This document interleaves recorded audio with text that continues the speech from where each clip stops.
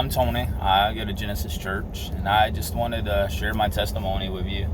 I grew up knowing about God. I didn't really go to church. My mom, read me the Bible stories and stuff, childhood books, and both my granddaddies were preachers. So, I heard about it, and I'd go to church from time to time, but I didn't really, like I say, grow up in it. So growing up, I always had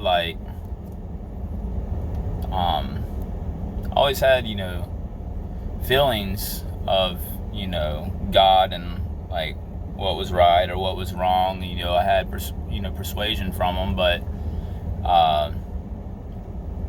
I really didn't think much about it. I wasn't really that bad of a kid. I got in trouble.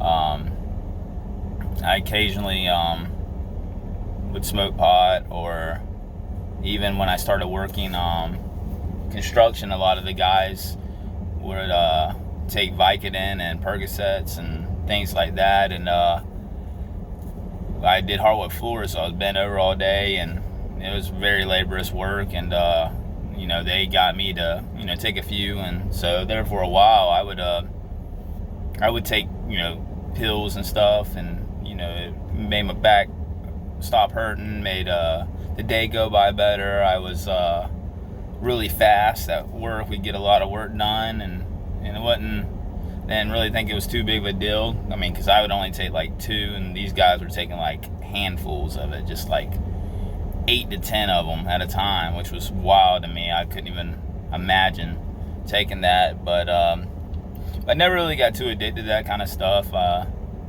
Once I was away from it, I didn't go to find it. I didn't spend crazy money trying to get it, but still was kind of part of my life in the early stages while I was working, and I'm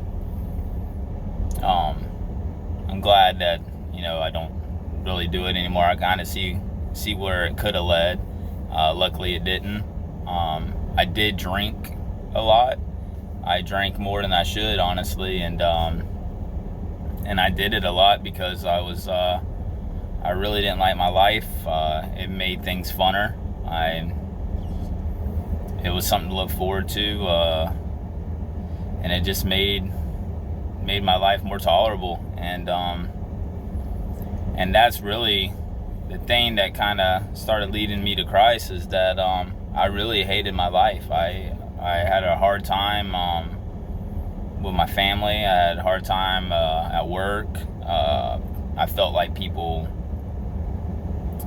gave me a really hard time, and for somebody like me, I'm really nice, and I hold back a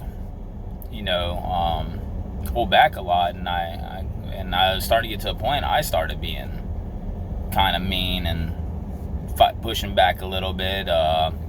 In my house, it was kind of chaotic. Me and my wife didn't get along too well, so I wouldn't come home immediately after work. I wouldn't go out drinking and things like that away from the house, but I would go to the gym, and I'd stay out till 8-9 o'clock working out. If I wasn't working out, I was at the basketball courts playing basketball till 9, 10, 11 o'clock at night, and find myself almost getting the fights out there. But basketball was a good reliever, kind of take your anger out. That's how everybody played. Everybody played aggressive, so I kind of fit in out there. It was nice to have people out there to relate with, and I believe, honestly, that was kind of my God at the time, was basketball and the gym. That's what I spent my most time doing and thinking about and caring about, more so than the Bible or God or even my family, because I love my family. I wanted to be a really good dad, but I couldn't go home without being angry and fighting with my wife, and I thought at the time that was the best thing to do, is not fight in front of the kids. I came home every night. I was there the whole weekends and stuff like that. When I wasn't working, I was, I gave as much attention to my kids as I could. But I honestly don't know what happened. I just, one day, I honestly feel like God does call you, and I heard him, and I was tired of my life, and he had something better for me, and I had no idea what that entailed. And I just stopped everything I was doing. I switched my priorities, and I had a conversation with him, and I told him, I'm gonna put you first, my family, and then work, and then whatever else I have time for is great.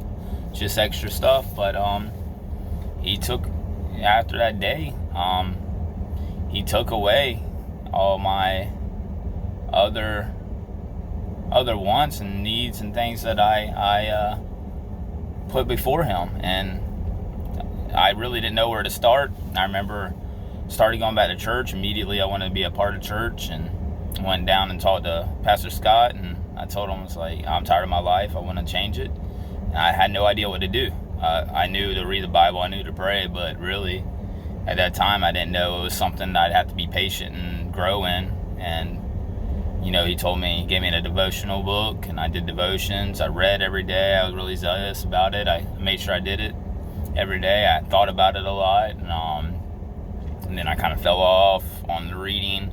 Then to get back in it, and it was an uphill battle to instill that in myself. But I've done pretty well reading the Bible, and it's in me now. When I'm talking to others, scripture pops in my head, and I'm able to share the gospel with people when they're having problems. Some of my past experiences that I thought were just horrible, I was able to be there for other people that were going through the same thing. And honestly, looking back, God was always there with me. I always had him in the back of my mind, and he was always fighting for me. And I really don't feel like I found him. I think he was there always for me, and I just was ignoring him, and eventually just heard his call, and I just came to him, and I've stayed, and I'm not going back. And God's growing me in so many ways. I've become way more bolder than I ever have been. I've started witnessing to people just this last week, like something I would have never pictured myself doing, and I couldn't do it by myself. And I know it's him, and it's nothing I've done on my own. And I feel loved, and I'm able to show more love to my family and my friends, and it's a genuine love, and it comes from him. It's not of my own, and there's nothing I can really do to explain how I feel other than that. And that's pretty much my testimony.